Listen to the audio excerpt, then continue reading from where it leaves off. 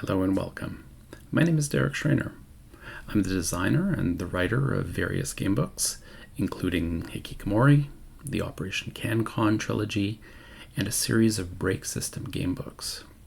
As I've talked about elsewhere, with the break system, I actually wrote what will become the fourth book in the series a year ago, in 2024. And when I got to the end of writing it after a few months, I realized I had created a system of rules that was very complex. I had started out wanting them to be simple, and they are in their parts, but then the interplay of the different parts together grows in complexity as it sprawls. And I started to think, well, that's a bit of a sort of, almost like a learning curve that's very steep to get into this. So I thought what I'd like to do is write a series of books that is almost functioning like a stealth tutorial. So it would start people with something very simple and then gradually become more and more complex, working its way up to the final book. So what I did was I decided to map out a trilogy, and that began with The Summer Job. And that just had reading and choices, something very basic that a lot of readers are already familiar with or gamers are familiar with. It functions in a style similar to choose your own adventure books. And so you read a story, you're offered a choice, you make a choice, and then you see the outcome of that result. Then with the second book, what I had intended to do was to introduce one more bit of complexity to the choices, and that's the idea of randomness and playing with dice. And then what that does is it has a series of little what I call micro games. There's sort of simplified versions of the games that you'll find in the final fourth break book. But it adds a little bit of complexity, and then the third book, which is the sequel to this, will become a little bit more complex again. So by steps, you become sort of comfortable with the final, more complex result. Anyway, what I wanted to do today was talk a bit about how to play The Fall Affair.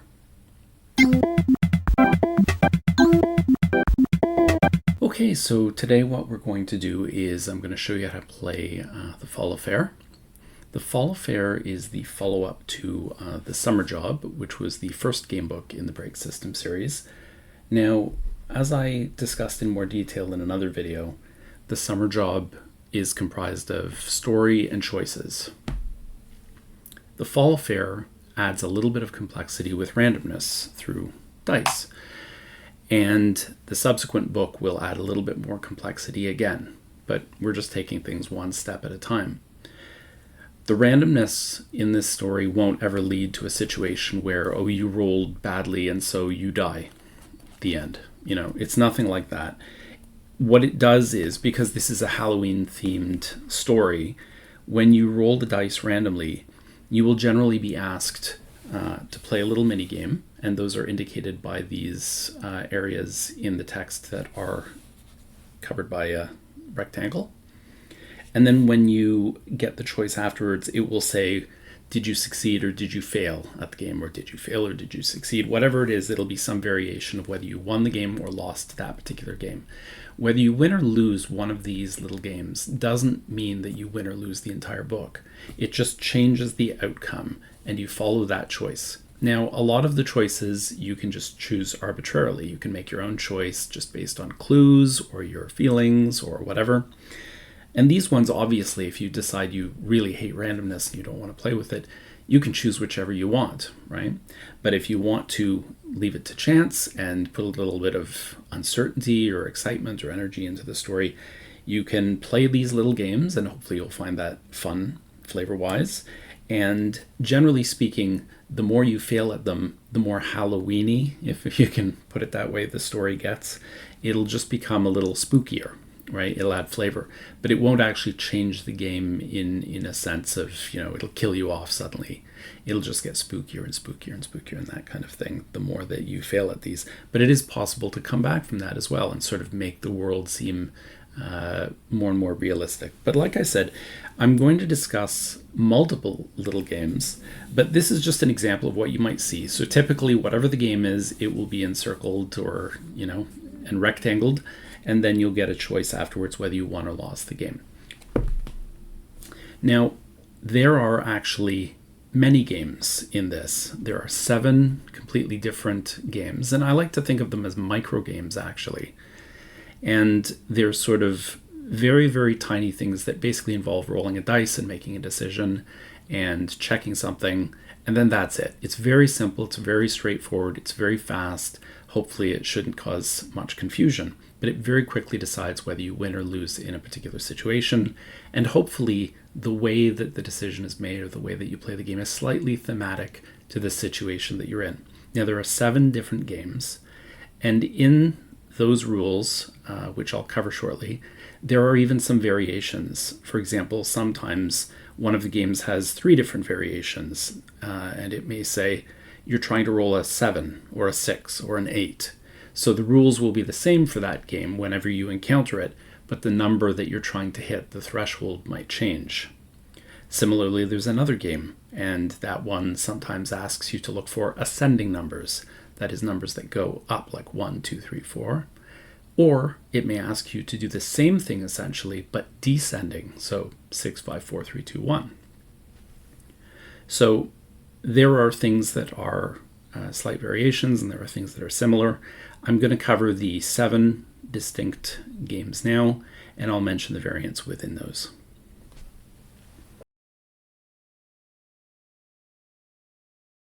Okay, so the first game that I'm going to talk about is one I call ROTATOR. And ROTATOR involves 3 different possible little variants, but the rules for all of them are the same. The rules for ROTATOR are to roll a 6-sided die at least twice, adding all results to a running total. If the total is greater than a particular number and equal to or less than 12, you succeed. Otherwise, you fail. So it's a little bit like blackjack or 21, but instead of 21, the cutoff point here is 12. So you have to roll a die at least twice. You can roll it as many times as you want, but as soon as you exceed 12, you've lost. So you have to sort of decide when you want to stop. So let's try following the instructions. It says roll a die, 6-sided die at least twice. So I'll roll once, I'll roll twice. Now I get a 7. Now, if it was asking me to roll between 6 and 12, I would have already won because I roll a 7. And on the other hand, if it was asking me to roll between 8 and 12, I haven't necessarily won yet, because if I have a 7, I haven't hit that threshold of 8 yet. So I would have to roll at least one more time. I can decide to stop at any point. I wouldn't win. I would have to pick I failed or I did not succeed in the choices. But I'm going to try rolling one more time. So 7 plus 3 is 10. 10 is greater than whatever the threshold is, 6, 7, or 8, but also less than 12. So I won this game. I succeeded. If I had rolled again, though, for whatever reason, and I rolled a 3 again after 10, that would be 13 and I would bust. I would exceed 12 and I would lose. But I'm not sure why I would do that once I had 10 already. I'll take that as a success, and then you would follow the instruction that says if you succeeded, then you should follow a particular path. So, for example, I would play this game. I chose, oops, wrong section here. Where was it now? Roll a 6-sided dice at least twice, add all results to a running total. The total is greater than 6, equal to or less than 12, you succeed. Otherwise, you fail. So I succeeded, so I would go to 36. But if I had not, if I'd busted or gone under 6 or over 12, then I would fail and I would go to 38 instead. And that's the ROTATOR microgame.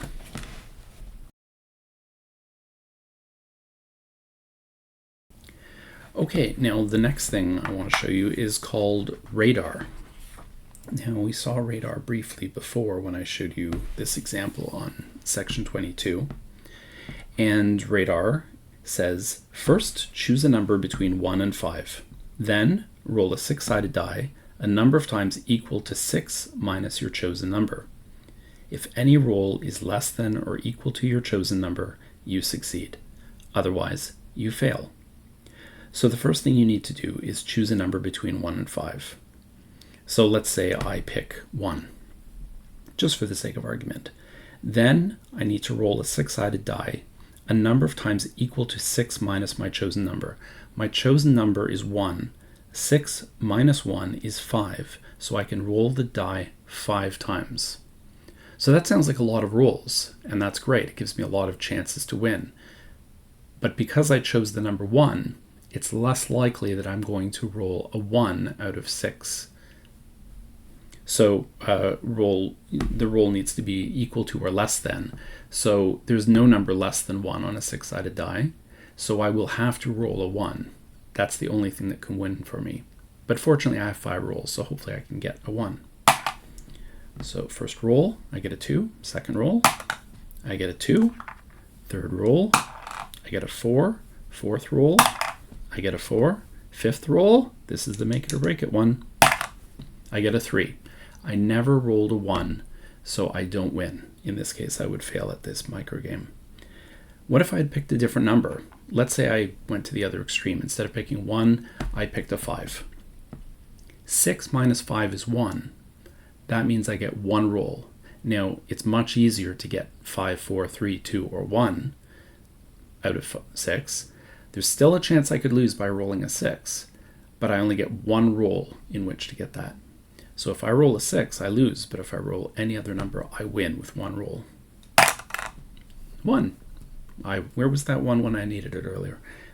But in any case, in this case, I won the game in 1 roll, and I could take the succeed to 40, or if I had gone with the earlier roll, I would go to 36 because I had failed. Those are 2 possible ways that this game could be played.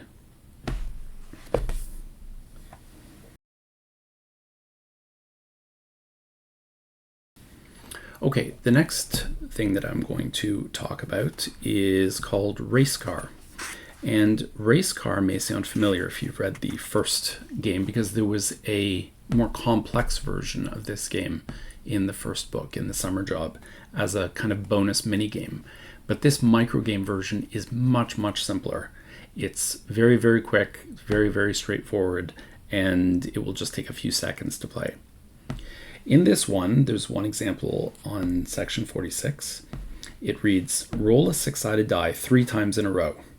If the results appear in ascending order, for example, 1, 2, 3, 2, 4, 6, or so on, or if all 3 rolls are equal, for example, 3, 3, 3, then you succeed. Otherwise, you fail.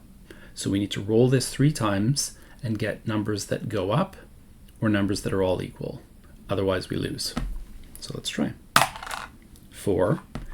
So we rolled a 4. The only way we can win now is to get 4 and 4 again on the next rolls, or 5 and then 6. So let's see.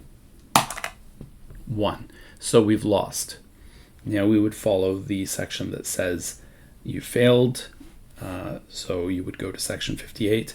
If we had rolled 2 more 4s, or we'd rolled a 5 and then a 6, then we would have succeeded, and we would go to section 60 in this case. But the game will appear in various different sections and will send you to different numbers. It's not always 58 or 60. Now, there is a variant toward the end of the book where you're looking for descending numbers. So in that case, you would want to roll high, mid, and then low, right? Or all equal would still win in that case, but you don't want ascending numbers. In this case, you want descending. So let's say I rolled a 1. That would mean I can't possibly win with descending numbers. Now I would have to roll 2 more 1s. And I didn't. I rolled a 3, so I can't possibly get all equal, so I've lost in that case. And that's RACECAR.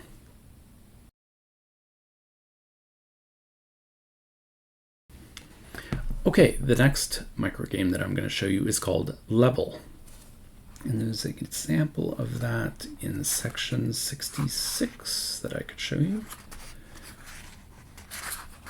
66, here we go. And the rules say, first pick odd or even, then roll a 6-sided die 3 times. If most of the rolls are odd, 1, 3, or 5, or even, 2, 4, or 6, matching your choice, you succeed. Otherwise, you fail. So the first thing you have to do is decide, okay, am I looking for odds or evens? So let's say I just pick odd. Then I roll the die 3 times. A 6 is even. A 6 is even, so I won't win in this case because 2 of those 3 rolls, the majority of them, are even, and I picked odd, so I won't have been able to win that. If I had picked even, however, I would have won in a couple of rolls. And that essentially is the level game. Very, very simple, very, very straightforward. You just pick one of those, roll 3 times, whatever the majority is. If it matches you, what you've chosen, then you win.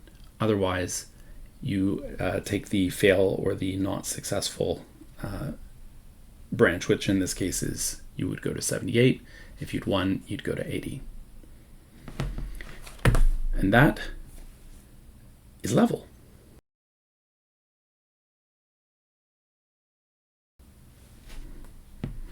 Okay, now the next thing I'm going to show you is what I call noon. And there's an example of noon on 84. So noon reads, first roll a 6-sided die 3 times. Then arrange those results in any order to create a numerical code. Next, roll the die 3 more times. Finally, arrange the second set of results in any order you choose. If the new order matches the original code exactly, you succeed. Otherwise, you fail. Now, these are only 3 digits. You can possibly memorize these if you want, or you can take notes and write them down if you want. But the first thing you'll do is roll 3 times. I get a 1. I get a 2. And I get a 5. So I can decide however I want. I get a 1, a 2, and a 5. If I want, I can change the order. I can leave it as 1, 2, 5, or I could change it to something like 5, 1, 2. But then what I need to do is roll 3 more times and create a code that matches that. Now it's a 4. It's not possible that I'm going to be able to match that code because there's no 4 in it. But if I had rolled a 1, 2, and a 5, and I could arrange that in whatever order to match the 5, 1, 2, then I would succeed. But in this case, I rolled and I failed, so I would take the option here that says you fail, so go to 98, as opposed to success. If I had rolled 5, 1, 2, or any combination of those numbers that I could arrange in the same order, then I would succeed. But otherwise, you take the alternate path. And that's noon.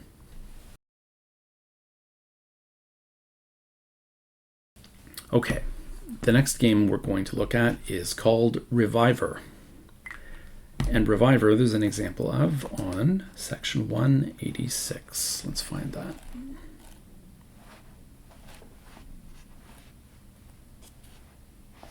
(186).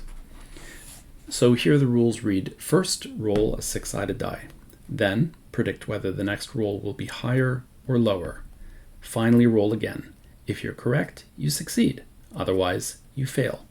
So first we roll a 6-sided die. It's a 2.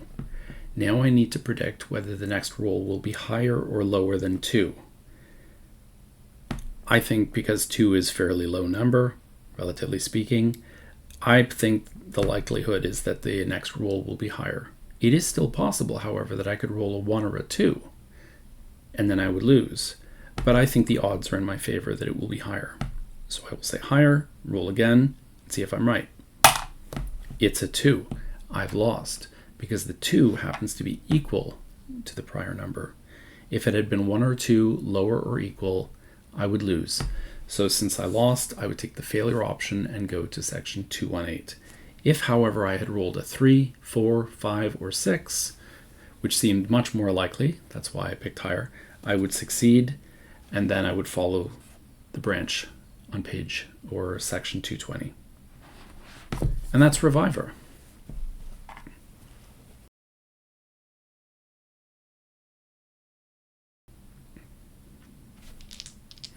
Okay, so for the next game, which is called Eve, an example of it occurs on page 204. And it reads, first roll a 6-sided die 4 times.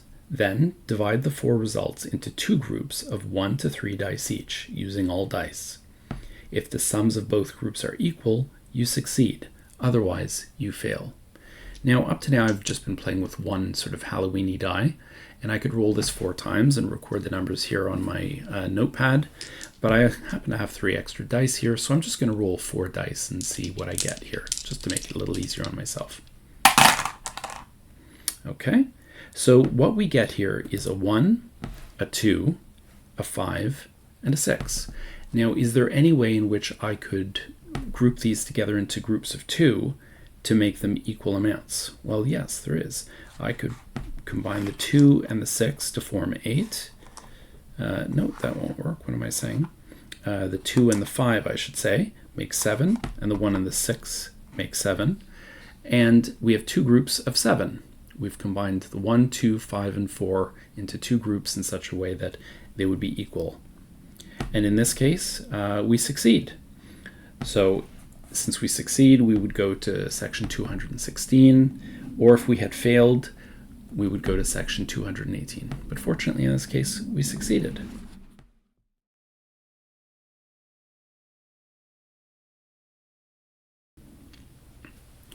One last thing that I'm going to mention is that I mentioned this in another video. I haven't mentioned it here, but if you're keen to play with the randomness, with some sort of random choices, successes and failures, but you don't have access to a die for whatever reason, or your phone, you don't have an app that can generate random numbers because they are available for free. Let's say you're relaxing somewhere, low tech, cut off, you can always use this matrix on the last page of the book. And the way that I would use this is just to randomly point at something either with a pencil or just your finger, and then without actually looking, you just pick something and go, oh, okay, that's a number 3. So I've just picked the number 3. Or randomly pick something else and it's a number 1, right? So whatever square you're in, that's the number that you pick. And then you can get a number between 1 and 6 in much the same way that you would with a 6-sided die. Anyway, that's how you play all the different micro games in the Fall Affair. If you found this video helpful, I'd love it if you could like it or share it with someone who might appreciate it. If you want to be kept up to date with information about this and other game books that I produce, please feel free to subscribe to the channel. And otherwise, this and other books are on sale right now. And if you have any questions or comments, please feel free to let me know in the comments below, and I'll get back to you as soon as I can. And until then, take care of yourselves, and I'll talk to you again soon. Bye for now.